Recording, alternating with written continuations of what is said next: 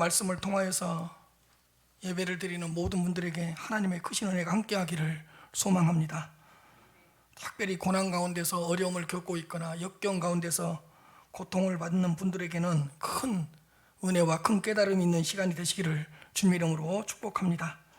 오늘 본문 35절 말씀을 보시면 그날 저물 때에 제자들에게 이르시되 우리가 저편으로 건너가자 하시니, 그날 저물 때에 예수님께서는 제자들에게 우리가 저편으로 건너가자고 말씀하셨습니다.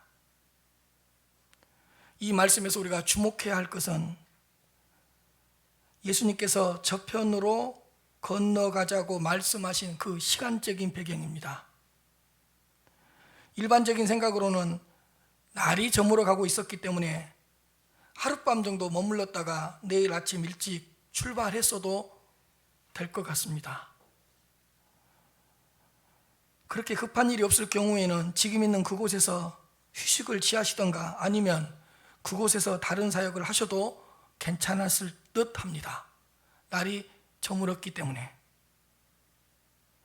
그런데 예수님께서는 날이 저물어 가고 있는 것을 아시면서도 그날 저물 때에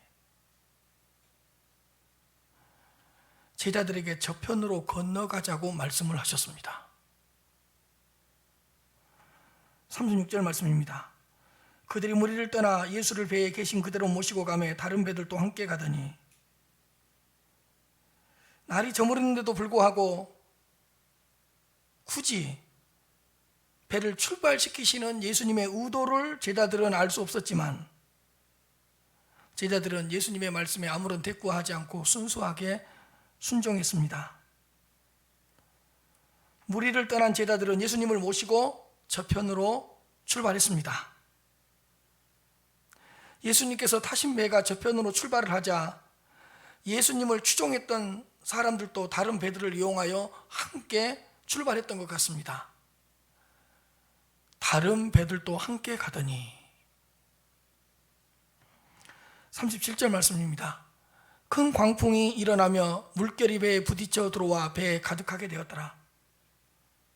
그런데 갑작스럽게 큰 광풍이 불어닥쳤습니다.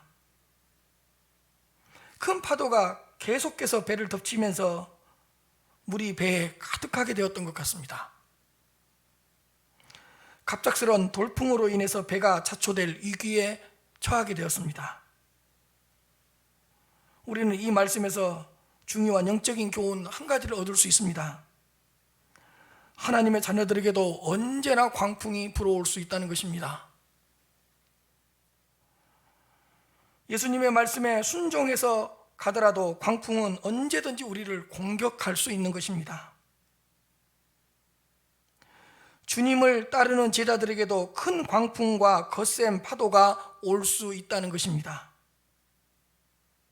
분명히 예수님께서 제자들과 함께 계셨지만 광풍과 거센 파도가 일어나 일촉즉발의 위기 상황으로 몰아넣었던 것입니다. 예수님께서 제자들 곁에 계시는데도 불구하고 큰 광풍과 거센 파도가 일어난 것입니다. 사랑하는 성도 여러분, 예수님께서 우리 곁에 계시지만 환난은 언제라도 우리에게 올 수 있습니다. 또한 우리가 예수님과 함께 있기도 하지만 예상치 못한 어려움이 언제라도 찾아올 수 있습니다. 분명히 제자들은 예수님의 말씀에 순종하는 마음으로 출발했습니다. 그러나 얼마 지나지 않아 위험한 상황에 처하게 되었습니다. 하나님의 자녀들이 하나님의 말씀에 순종하는 삶을 살아가고 있지만 어느 순간에라도 예상치 못한 시험과 시련이 우리를 공격할 수도 있다는 것을 기억해야 할 것입니다. 신앙생활을 하다가 환난이나 어려움이 닥칠 때에 이상히 여기지 마시기를 바랍니다. 베드로전서 4장 12절에 너희를 연단하려고 오는 불시험을 이상히 여기지 말라. 요한복음 16장 33절에 너희가 환난을 당하나. 환난이나 어떤 어려움이 왔을 때 이상하다, 이상하다 하면서 시험에 들지 마시기를 바랍니다. 우리 주님께서 날이 저물 때에 출발했던 이유 한 가지를 이제서야 알 수 있을 것 같습니다. 내가 너희들과 함께 하고 있지만 광풍이 언제라도 일어날 수 있다는 것을 가르쳐 주기 위해서였습니다. 예수님께서 타고 계신 그 배 안에도 분명히 그 배 안에는 예수님이 계셔요. 예수님께서 타고 계신 배 안에도 언제든지 역경과 시련이 올 수 있다는 것을 제자들에게 깨닫게 해주시려던 그런 의도가 있었던 것 같습니다. 하나님의 자녀들은 우리들에게도 어떤 환난이나 역경, 시련, 고난과 고통이 왔을 때에 이상하게 여기지 말고 올 것이 왔구나 하면서 자연스럽게 받아들이시기를 주님의 이름으로 축복합니다. 38절 말씀입니다. 예수께서는 고물에서 베개를 베고 주무시더니 제자들이 깨우며 이르되 선생님이여 우리가 죽게 된 것을 돌보지 아니하시나이까 하니, 예수님께서는 고물에서 베개를 베고 주무셨답니다. 예수님께서는 품속에 있는 어린아이처럼 아주 평안하게 평화롭게 고물에서 배 뒤쪽에서 베개를 베고 주무시고 계셨습니다. 막 강풍이 일어나고 거센 파도가 있는데도 불구하고 베개까지 베고 주무시는 모습을 보면 예수님께서는 처음부터 주무시려고 작정을 하고 계셨던 것 같습니다. 예수님께서 베개를 베고 주무셨다는 기록은 아주 독특한 기록입니다. 예수님께서 주무셨다는 기록을 성경에서 찾아보기도 힘들지만, 주무시기는 주무셨는데 예수님께서 주무셨다는 기록을 찾아보기도 힘들지만, 베개까지 베고 주무셨다는 것은 어떤 특별한 의도가 있다는 것을 보여주는 것 같습니다.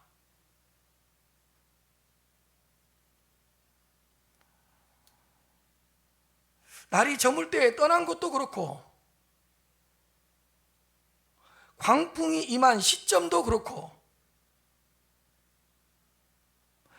큰 광풍 앞에서도 베개를 베고 평안히 주무시는 것도 그렇고,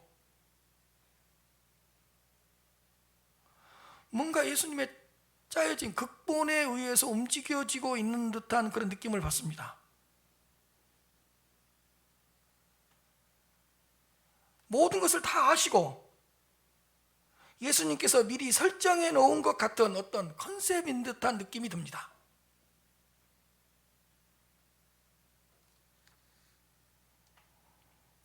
제자들이 깨우며 이르되 선생님이여 우리가 죽게 된 것을 돌보지 아니하시나이까 하니,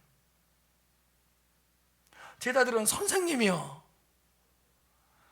우리가 죽게 된 것을 돌보지 아니하시나이까 라고 외치면서 예수님을 깨웠습니다. 제자들은 우리가 죽게 되었다고 했습니다. 우리가 죽게 된 것을 우리가 죽게 되었습니다 라고 예수님께 외쳤습니다. 아니, 우리가 죽게 되었는데 그렇게 평안하게 주무시고만 계시면 어떻게 하십니까? 죽게 된 우리들을 살려주셔야 되는 것 아닙니까? 우리한테 관심이 있는 겁니까? 우리를 사랑하시긴 사랑하시는 겁니까? 사실은 제자들은 어부 출신들이어서 어렸을 때부터 지금까지 갈릴리에서 먹었고 갈릴리에서 살았습니다. 갈릴리 바닷가에 대해서는 어느 누구보다도 전문가들이 제자들이었습니다. 부모님들도 어부였고 본인들도 어부였으니까, 그것도 갈릴리 바닷가에서만. 그래서 갈릴리 바닷가에서 발생하는 여러 가지 위기 상황에 대해서도 어느 정도는 어부들이었기 때문에 지혜롭게 대처할 수 있었습니다. 그러나 이번 큰 광풍 앞에서는 제자들이 할 수 있는 것이 아무것도 없었습니다.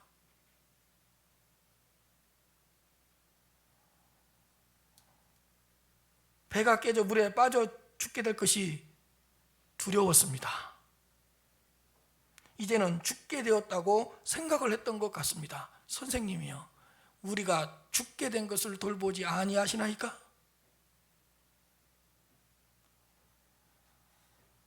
바로 이 모습이 제자들의 영적 상태였습니다. 광풍 앞에서 제자들의 영적인 상태가 그대로 다 드러났습니다. 제자들이 어느 정도의 믿음을 가지고 있었는지, 영적으로 어떤 상태인지가 그대로 다 드러나 버렸습니다.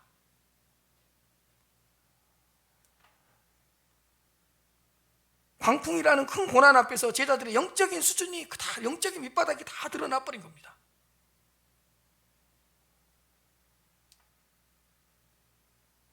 영적 미천이 훤히 다 드러났습니다. 그들의 민낯이, 영적인 민낯이 다 드러나 버렸습니다.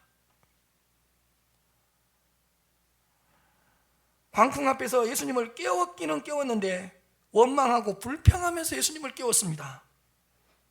사실은 예수님 앞에서 가장 치욕스러운 모습을 보였습니다.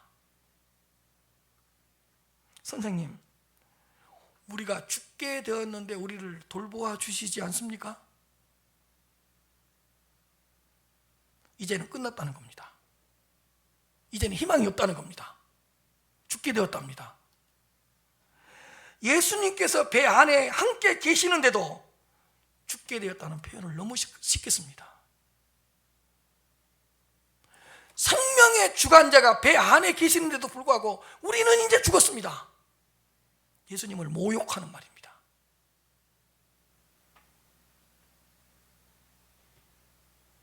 예수님에 대한 치욕스러운 발언이었습니다. 예수님이 함께 계시고 예수님이 배 안에 계시는데도 불구하고 선생님이여 우리가 죽게 되었습니다.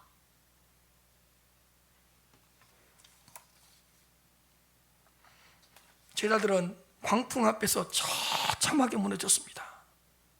꽤 괜찮은 믿음을 가지고 있는 줄 알았는데, 어떤 고난이 와도 싸워 이길 줄 알았는데,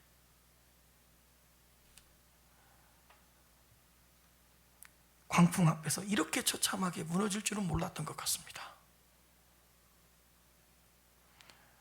강한 광풍이 자신들을 죽일 것이라고 생각했습니다. 광풍 앞에서 어떻게 할 줄을 몰랐습니다. 우왕좌왕.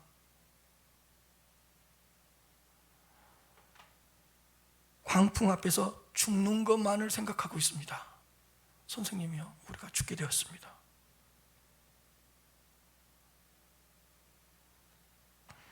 우리는 이쯤에서 예수님께서 지금까지 취하셨던 행동을 한번 관찰해 보면 재미있을 것 같습니다. 제가 정리해 보았습니다. 날이 저물 때 출발했던 거 뭔가 의도가 있는 것 같아요. 광풍이 일어날 줄 알고 미리 출발했어요. 누가복음에 보면 뭐라고 나오는지 압니까? 마침 광풍이 일어났다 그래요. 예수님하고 광풍하고 미리 약속을 해놓은 거예요. 광풍아, 내가 탄 배가 몇 시에 언제 내가 지나갈 거니까 너는 그때에 마치 일어나야 돼. 광풍이 다 그때 일어나는 거예요. 요나가 니느웨로 가지 않고 다시스로 갔을 때 마침 큰 광풍이 일어났던 것처럼 하나님이 때에 맞게 일으킨 거잖아요. 광풍이 일어날 줄 알고 미리 출발하신 것도 베개를 베고 주무셨다. 아예 푹 주무시려고. 아예 베개를 베고 주무심으로써 제자들한테 관심 없는 것처럼 한번 보여주려고. 어떤 분은 그래요. 예수님이 이렇게 실눈을 뜨고 봤다고? 그건 거짓말이에요. 베개를 베고 주무셨어요. 푹 주무셨어요. 그리고 광풍이 불고 있는데도 가만히 계셨어요. 그리고 광풍 앞에서 막 우왕좌왕 막 이리저리 당황하고 불안해하는 그들을 보고도 가만히 내버려 두셨어요. 이게 예수님께서 취했던 행동이에요. 예수님께서는 사실 주무시면서도 광풍 앞에서 제자들이 어떻게 행동하고 있는지, 어떠한 반응을 보고 있는지, 어떻게 광풍과 싸우고 있는지 다 보고 계시고 알고 계셨어요. 실눈을 떠서 봤었을까요? 이렇게 자는 척 했을까요? 베개를 베고 자는 척 했을까요? 주무셨다고 나와요.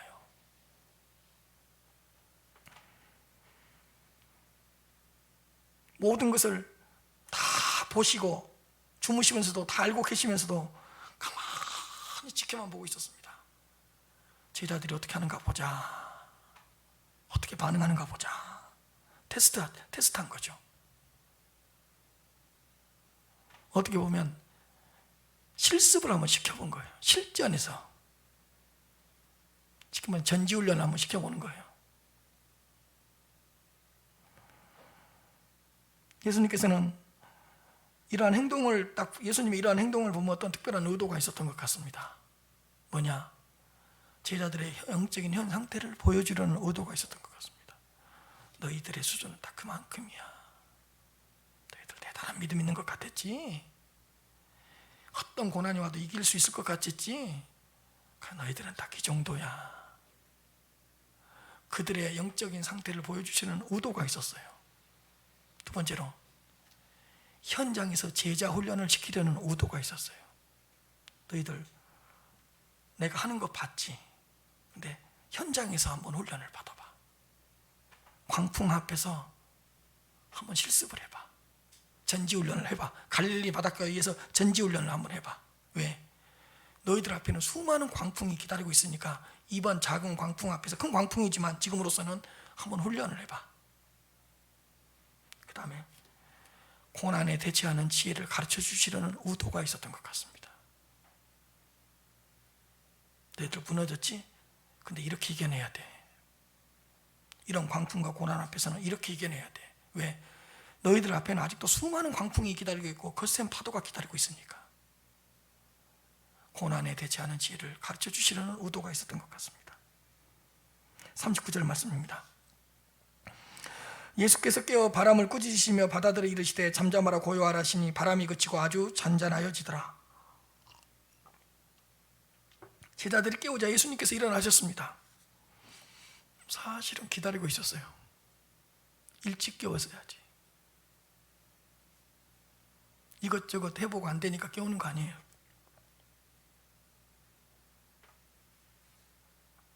제자들이 깨우자마자 예수님께서는 벌떡 일어나셨습니다. 그리고 잠잠하라 고요하라 라고 바람을 꾸짖으셨습니다. 바람을 꾸짖으시며 바다들어 이르시되 잠잠하라 고요하라 명령했습니다. 그런데 예수님의 말씀 앞에서 바람은 즉시 아주 잔잔하여졌습니다. 바람이 그치고 아주 잔잔하여지니라. 사실은 여러분, 예수님의 말씀 앞에서만 곧바로 파도가 바람이 잔잔해질 수 있는 거예요. 어떤 자연적인 현상이나 기후현상에 의해서 파도가 잔잔해지고 바다가 잠잠해질 때는 잔잔해질지는 몰라도 아주 잔잔해지지는 않을 거예요. 후폭풍이 있을 거예요. 후유증이 있을 거예요. 근데 예수 그리스도의 명령 앞에서는 바람도 바다도 후유증이 없었어요. 아주 잔잔하여지더라.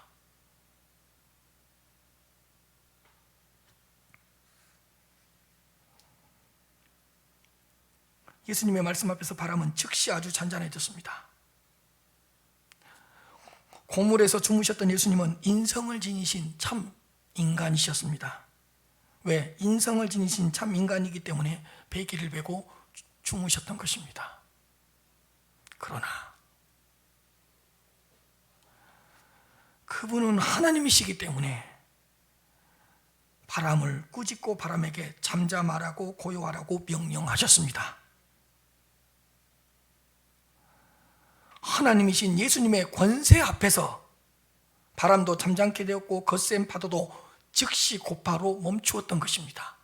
그분은 하나님이셨기 때문에. 예수님께서는 39절과 40절 말씀을 통해서 고난을 극복하는 지혜, 광풍을 이기는 지혜에 대하여 말씀해 주셨습니다. 제자들은 큰 광풍을 이겨내는 지혜, 고난을 이겨내는 지혜가 없었기 때문에 광풍 앞에서 죽게 되었다고, 이제는 죽었다고, 이제는 끝났다고, 이제는 길이 없다고, 이제는 희망이 없다고 좌절하고 절망한 것입니다. 광풍을 이겨내는 지혜입니다. 첫째로, 예수님은 하나님이심을 알아야 합니다. 예수님께서는 하나님이셨기 때문에 광풍이 일어날 것을 미리 다 하셨습니다. 누가복음에 보면 마침 광풍이 일어났다. 배를 타고 가다가 어떤 상황이 발생한 것인지를 다 아시고, 하나님이시기 때문에 다 아시고 날이 저물 때에 출발하셨던 것입니다. 예수님은 하나님이셨기 때문에 주무시면서도 제자들의 모든 상황을 다 보고 계셨고 다 알고 계셨어요. 주무시면서도 그분은 하나님이시기 때문에 다 보고 계시고 다 알고 계십니다. 눈을 뜨면 알고, 눈이 뜨면 보이고, 눈을 감으면 보이지 않고, 눈을 감으면 모르는 것이 아닙니다. 그분은 하나님이시기 때문에.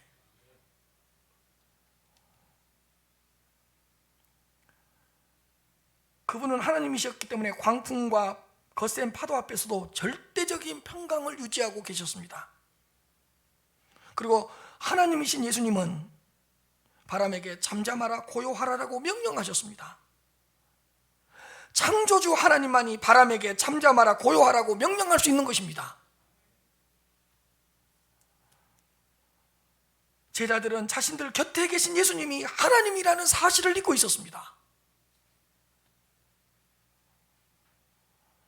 예수님이 하나님이시라는 분명한 고백이 없었습니다. 예수님이 하나님이라는 사실을 명확하게 알고 있었다면 그들은 이렇게까지 무서워하지 않았을 것입니다. 표현을 보세요. 이렇게까지 무서워하냐?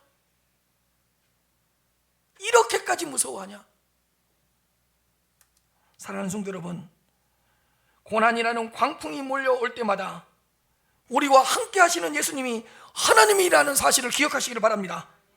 우리 곁에 계시고 우리 안에 들어와 계신 예수님은 우리의 모든 상황을 다 알고 계시는 전지하신 하나님이시라는 이 진리를 깊이 묵상하시기를 바랍니다. 두 번째로, 예수님은 모든 것을 다스리시는 분이심을 알아야 할 것입니다. 예수님은 바람에게 잠잠하라 고요하라 라고 명령하셨고 바람은 즉시 아주 잔잔하게 되었습니다. 마태복음과 누가복음에는 바람과 함께 바다도 꾸짖었다고 말씀하고 있습니다. 예수님께서 바다를 꾸짖자 바다도 잠잠하게 되었습니다. 바람도 바다도 예수님의 권세 앞에 굴복했습니다. 세상에 누가 바람을 잔잔하게 할 수 있습니까? 불어오는 바람을 누가 막아낼 수 있습니까? 거센 파도를 누가 이겨낼 수가 있겠습니까? 그러나 바람과 바다도 예수 그리스도의 권세 앞에 굴복했습니다. 예수님은 바람도 바다도 다스리시는 통치자이십니다. 바람과 바다뿐만 아니라 모든 피조물들을 다스리시고 통치하시는 통치자라는 사실을 기억하시길 바랍니다. 여러분, 바람과 바다를 다스릴 수 있다면 다 다스리는 거 아니에요? 누가 바다를 다스려요? 어디서 불어올지 모르는 바람을 누가 막아낼 수 있고 잠잠케 할 수 있어요? 바람과 바다를 다스리시고 통치하시는 분이시라면 모든 피조물도 다스리시고 통치하신다는 사실입니다. 심지어는 하나님의 자녀들의 모든 고난까지도 다스리시는 분이십니다. 우리들에게 오는 고난도 하나님이 통치하고 다스리셔요. 예수님은 내 자신도, 내 모든 환경도, 내 주위의 모든 사람들도 전부 다스리시고 전부 통치하시는 분이심을 기억하시기를 바랍니다. 나에게 몰려온 고난을 다스린다니까요. 나한테 불어오는 광풍을 통치하시는 분이라니까요. 나를 향해 몰려오는 거센 파도를 통치하시는 분이시라니까요. 바람도 물결도 통치하시는 분이 예수님이라는 사실을 제자들이 조금이나마 알았더라면 이렇게까지 절망하거나 무서워하지는 않았을 것 같습니다. 사랑하는 성도 여러분, 지금 우리와 함께 하신 예수님은 모든 피조물들을 다스리시는 통치자라는 사실을 꼭 기억하시면서 살아가시길 바랍니다. 세 번째로, 예수님의 말씀을 굳게 믿어야 합니다. 예수님께서는 말씀 한마디로 바람과 바다를 잔잔케 하셨습니다. 간단합니다. 말씀 한마디예요. 예수님은 예행 연습이라는 게 필요가 없어요. 예수님은 준비 단계가 필요 없어요. 예수님 어떤 역사를 일으키기 위해서 미리 뭔가를 해야 된다 이런 거 필요 없어요. 예수님은 말씀 한마디로 바람과 바다를 잔잔케 하셨습니다. 말씀 한마디로. 예수님의 말씀은 능력의 말씀이기 때문입니다. 예수님의 말씀은 권세의 말씀이기 때문입니다. 예수님이 말씀하시면 물이 변하여 포도주가 되고, 예수님이 말씀하시면 강한 귀신도 쫓겨나는 것입니다. 예수님이 말씀하시면 죽은 자도 살아나고, 살아있는 자도 예수님이 말씀하시면 죽는 것입니다. 사실 오늘 본문 31절 말씀에서 이렇게 기록되어 있습니다. 오늘 본문 31절 말씀인데, 예수님께서 제자들에게 건너편으로 건너가자고 말씀하셨습니다. 여러분, 이 말씀을 깊이 묵상해 보시기 바랍니다. 가장 먼저 하셨던 예수님의 말씀은 우리가 저편으로 건너가자고 말씀하셨습니다. 여러분, 예수님이 저편으로 건너가자고 말씀을 하셨으면 중간에 어떤 일이 일어나도 저편으로 건너가는 것입니다.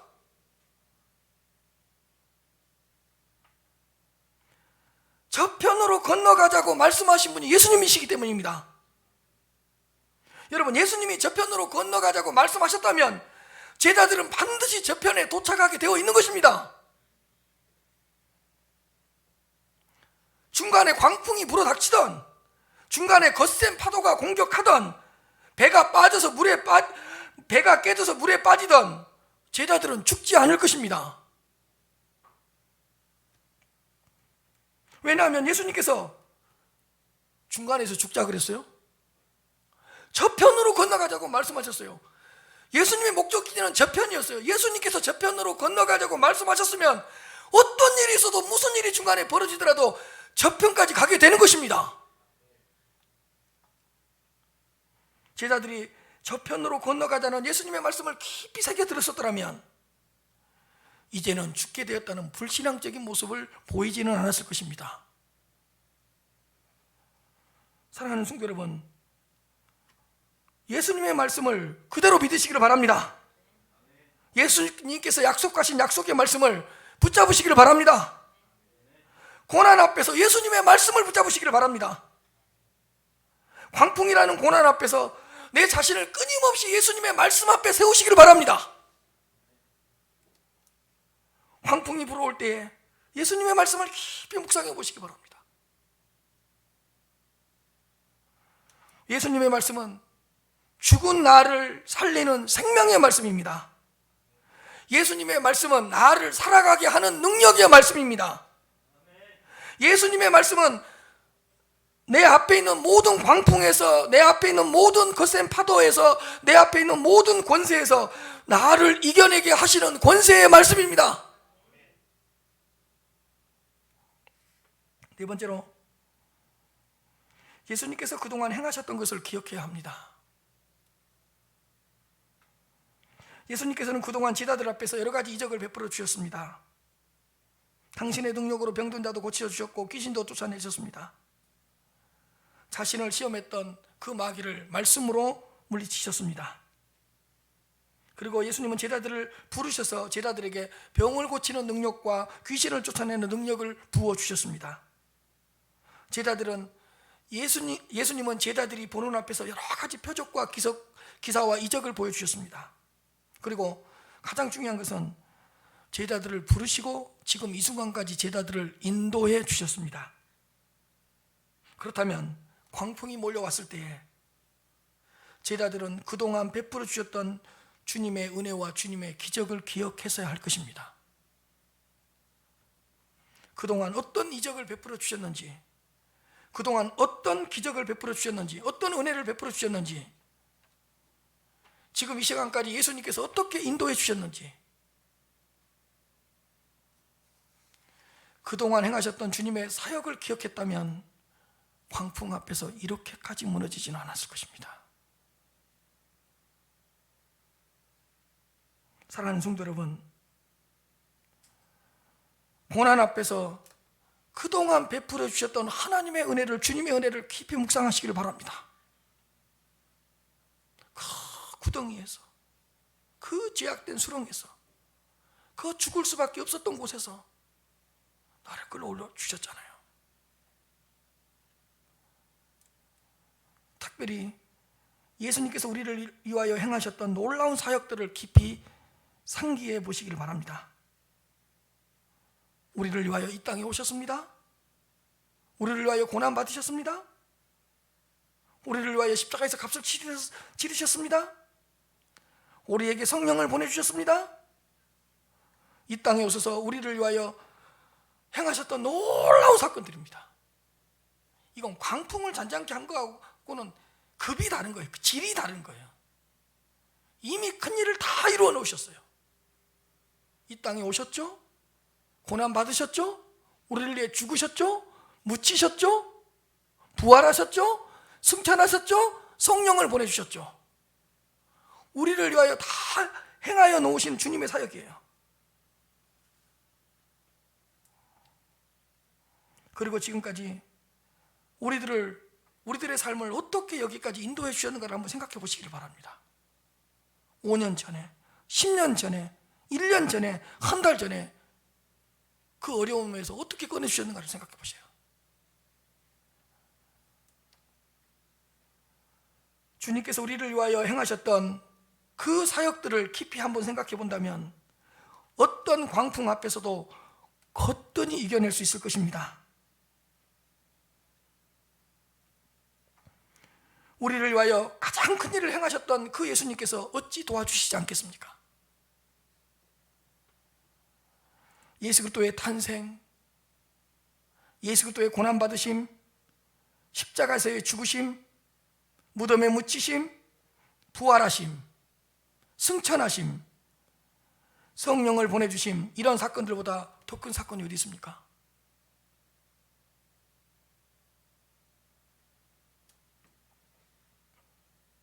여러분, 광풍 앞에서 죽이려고 십자가에서 죽으셨습니까? 예수님이?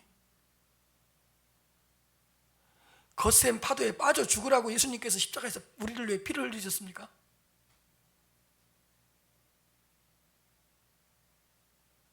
이 고난 앞에서 죽으라고 주님께서 부활하셨습니까?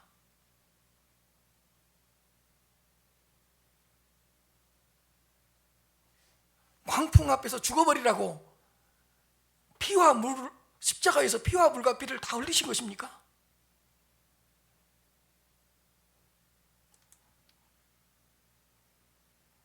주님의 탄생을 바라보면서, 예수 그리스도의 고난받으심을 바라보면서, 십자가에서 모든 값을 치르며 죽으신 예수 그리스도를 바라보면서, 3일 만에 부활하신 주님을 바라보면서, 승천하셨다가 성령을 보내주신 그 주님을 바라보면서 여러분들 앞에 있는 모든 광풍과 거센 파도를 이겨내시기를 바랍니다. 십자가 사건에 비하면 광풍은 아무것도 아니죠.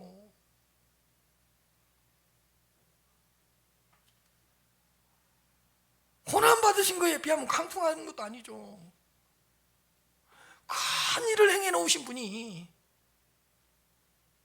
어찌 광풍 앞에서 우리를 죽게 내버려 두겠습니까? 40절 말씀입니다. 이에 제자들에게 이르시되 어찌하여 이렇게 무서워하느냐? 너희가 어찌하여 믿음이 없느냐 하시니, 어찌하여 이렇게까지 무서워하느냐? 너희가 어찌 이렇게까지 믿음이 없느냐? 제자들을 책망하셨습니다.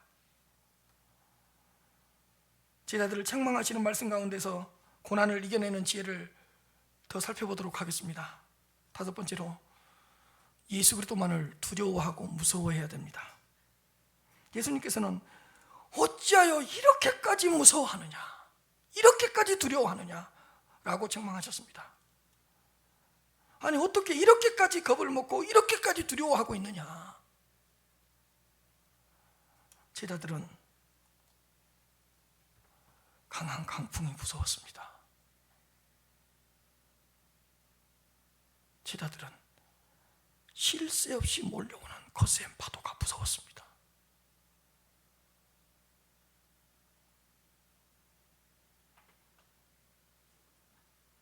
센 파도가 배를 때릴 때마다 배가 깨져서 배가 쪼개져서 바다에 빠질까 봐 무서웠습니다.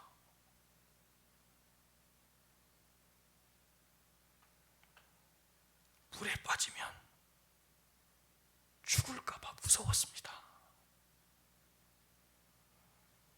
제자들은 모든 것이 무서웠습니다. 모든 것이 두려웠습니다. 그러나 예수님은 그 어떤 것도 두려워하거나 무서워하지 말라고 책망하셨습니다. 너희들이 두려워해야 하는 분, 무서워해야 할 분은 오직 예수 그리스도 한 분이라는 것을 가르쳐 주셨던 것입니다. 몸은 죽여도 영혼을 능히 죽이지 못하는 자들을 두려워하지 말고 오직 몸과 영혼을 능히 지옥에 멸하실 수 있는 이를 두려워하라고 마태복음 10장 26절에서 말씀하고 있습니다. 예수님을 두려워하면 세상의 어떤 것도 두렵지 않습니다. 예수님을 두려워하면 다른 어떤 것도 두렵지 않습니다. 그러나 예수님을 두려워하지 않으면 세상의 모든 것들이 두렵고 무서워집니다. 예수님은 제자들에게 두려움과 무서움의 대상이 누구인지를 파악하라고 말씀하셨습니다.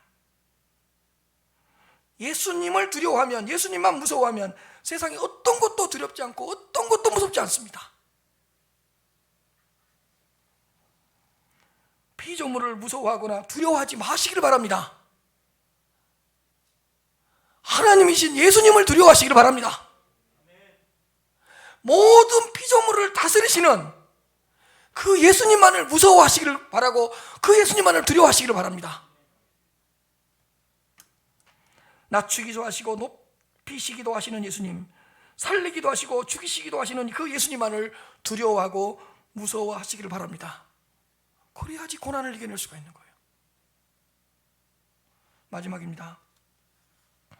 예수님에 대한 절대적인 믿음이 있어야 됩니다. 예수님께서는 어찌하여 믿음이 없느냐라고 제자들을 책망하셨는데 마태복음에서는 믿음이 없는 자들이라고 책망하셨습니다. 배 안에서 주무시고 계시는 예수님이 하나님이시라는 것을 절대적으로 믿으라는 것입니다. 주무시고 계시지만 전지전능하신 예수님을 신뢰하고 믿으라는 것입니다. 배 안에서 너희들과 함께 하시는 그 예수님의 능력과 권세, 예수 그리스도의 말씀과 힘을 믿으라는 것입니다. 어찌하여 믿음이 없느냐, 믿음이 적은 자들아. 큰 광풍이 문제가 아니고 믿음이 문제라는 것입니다. 거센 파도가 몰려오는 것이 문제가 아니고 거센 파도를 이겨낼 수 있는 믿음이 없다는 것이 중요하다는 것입니다. 어찌하여 믿음이 없느냐. 무서움과 두려움은 같이 가죠. 무서우니까 믿음이 적어지고 믿음이 적으니까 무서워지는 거 아닙니까? 사랑하는 성도 여러분, 예수 그리스도를 믿으시되 크게 믿으시기를 바랍니다. 예수님을 믿으시되 굳건하게 믿으시기 바랍니다. 예수님을 믿으시되 거침없이 담대하게 믿으시기 바랍니다. 예수님을 믿으시되 어정쩡하게 의심하면서 요동치면서 믿지 말고 확실하고 굳건하게 믿으시길 바랍니다. 예수님을 믿는데 목숨을 거십시오. 생명을 걸고 예수님을 믿으십시오. 그러면 살 수 있습니다. 예수님을 믿는데 목숨을 걸어야 돼. 예수님을 믿는데 나의 생명을 걸어야 돼. 내 생명은 그분께 달려있기 때문에. 41절 말씀입니다. 그들이 심히 두려워하여 서로 말하되 그가 누구이기에 바람과 바다도 순종하는가 하였더라. 그들이 심히 두려워하여 서로 말하되, 야, 방점을 딱 찍으세요. 그가 누구이기에, 그가 어떤 분이시기에 바람과 바다도 순종해버리냐.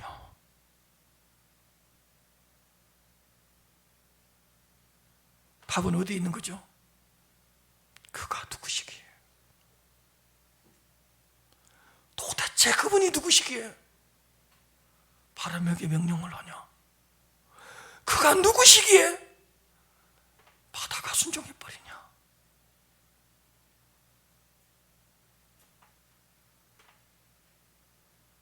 그가 누구이게 여기에 모든 답이 다 들어있어요. 그가 누구신가를 알아야 돼요. 그가 어떤 분이신가를 알아야 돼요. 여기에 길이 있고 생명이 있고 진리가 있는 거예요. 여기에 진리가 있는 거예요. 평생 동안 우리가 던져야 될 질문이 뭐죠? 감탄사가 뭐죠? 그가 누구시기에? 그가 어떤 분이시기에? 사랑하는 성도 여러분, 그분이 어떤 분이시기에 바람과 바다도 순종하는 것입니까? 바람과 바다를 잔잔케 하신 그분은, 예수님은 도대체 누구이십니까? 제자들이 깜짝 놀랐습니다. 야, 내가 갈릴리에서 평생 우리 조상들을 따라 어부를 해왔는데 바람과 바다를 순종하게 하시는 분을 봤냐? 우리가 평생 던지면서 감탄하고 깜짝 놀라야 될 질문이 뭐죠? 그가 누구시기에? 그가 어떤 분이시기에? 사랑하는 성도 여러분, 예수님에 대해서 더 알아가시면 알아가실수록 제자들처럼 그가 누구시기에, 그가 어떤 분이시기에 라고 하면서 깜짝깜짝 놀라게 될 것입니다. 예수님 때문에 많이 놀라시기를 바랍니다. 광풍 앞에서 예수님이 어떤 분이신가를 깊이 묵상하시기 바랍니다. 광풍 앞에서 예수님께서 우리를 위하여 행하셨던 모든 사역을 깊이 바라보시기 바랍니다. 오직 예수님만을 두려워하시고 그 어떤 것도 두려워하지 마시고 예수님만을 굳게 믿을 수 있는 여러분들이 되시기를 주님 이름으로 축복합니다.